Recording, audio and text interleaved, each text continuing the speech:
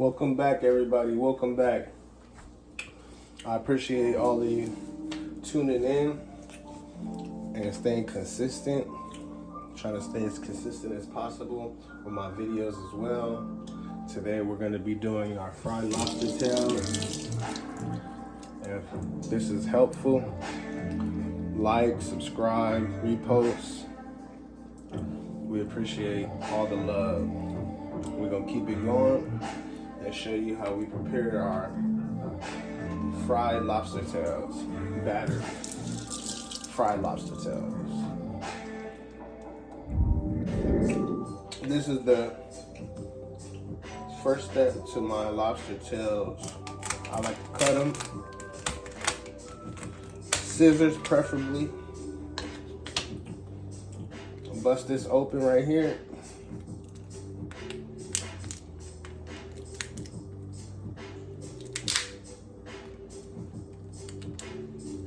And honestly, I was looking for some bigger lobster tails because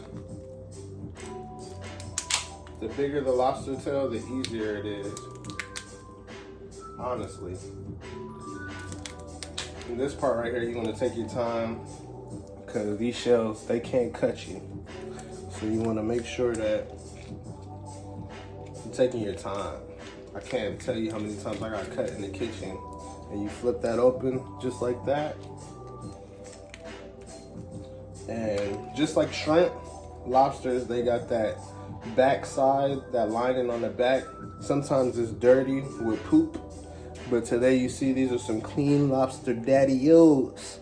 Nice and clean. We ain't gotta clean that. I do rinse them off because prior to these lobster tails being cut open, I drop mine in some salt and vinegar to bring it back to life and get that smell to the smell I want it to be. So the next step is getting your seasonings put together. This is my flour, all-purpose flour. You don't want to use rising flour because we're not baking anything. We have the cayenne, and again, this might say garlic powder, but this is not garlic powder. This is my onion powder, my pepper, and my garlic, all mixed in one. And this is the paprika. This is the adobo. Some people just call it gallo or gaya. This is my classic fried breading mix. This is my panko plain. This is my organic Valley buttermilk.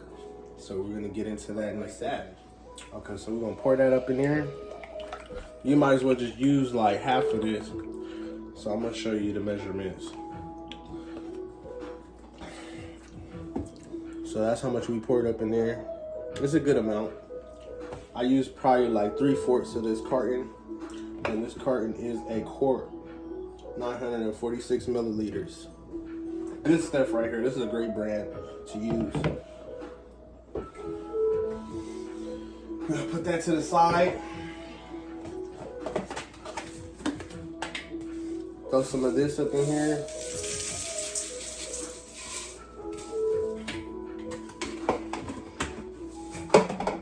You see how much I just threw in there. Open this up with our scissors. Oh, that was a little hectic. Throw this up in here. You can use a good amount because we're gonna save this for our next dish, which is gonna be shrimp, fried shrimp. Battered fried shrimp. So stay tuned for our next video. And then this is the flour. You can see the flour.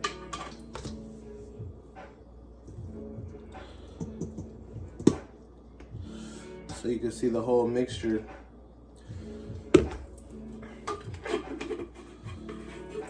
And you always want to make sure you use all-purpose flour, not rising flour, because that's gonna throw off the whole dish.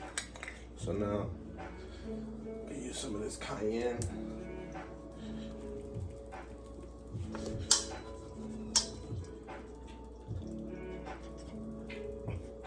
I like my dishes spicy. That's why I call my page Bernie's Blaze.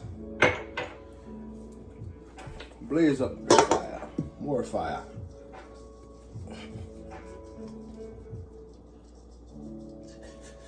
You could really use a lot of this seasoning because after you mix it in, it's not gonna be how you thought it was gonna be.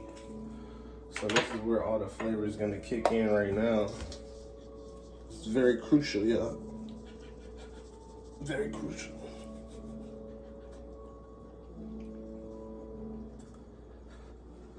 All right, you see that?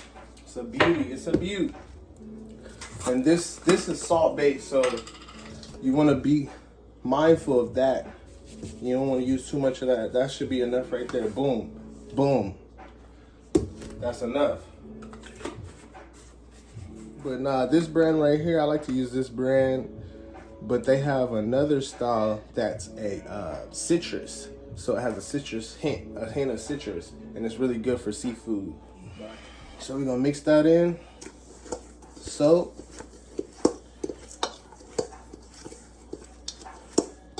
Just like that. Take them back, take them back. You fig me? All right. You got that going.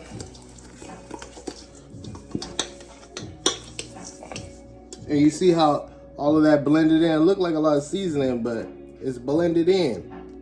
You can see a light little look, light little pepper flakes. Y'all ready?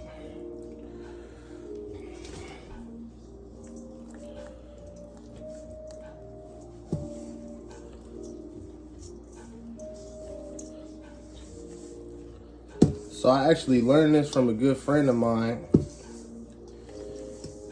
I was doing my battering. Like I would do like the eggs. I'll put it in the eggs and stuff like that. And then I would dip it in this seasoning. But trial and error, I was trying to figure out the best way to make like battered seafoods and chickens and all that good stuff. And I came across one of my buddies' videos and I seen that they did it like this. So I was like, let me try this out on Instagram. I seen it. So now, after I batter that up, I'm gonna dip it in this right here. This that buttermilk. You see me? And it's gonna come out nice and good, you feel me? We're gonna let that drip out a little bit, get that excess off. And then the key to all of this is putting it on a foil pan and putting it in the freezer for like 3 minutes. So all this stuff could just lock up. So now what I'm gonna do is, I'm gonna throw this back on this lobster tail like that. And put that on the foil. And I'm gonna throw all 4 of these in the freezer. So you can see I got my lobster tails out the freezer. Had them in there for about 3 to 5 minutes. Now I'm about to drop them in my deep fryer. You can see I got my deep fryer at about 356, a little under 356. They say fish is supposed to cook at 375, but I got mine a little low because I wanted to get a nice slow cook. Fried lobster tails. This is my finished results. Let me know what y'all think. Let me know if I need to switch them up. Subscribe, like, comment below. Thank you for tuning in.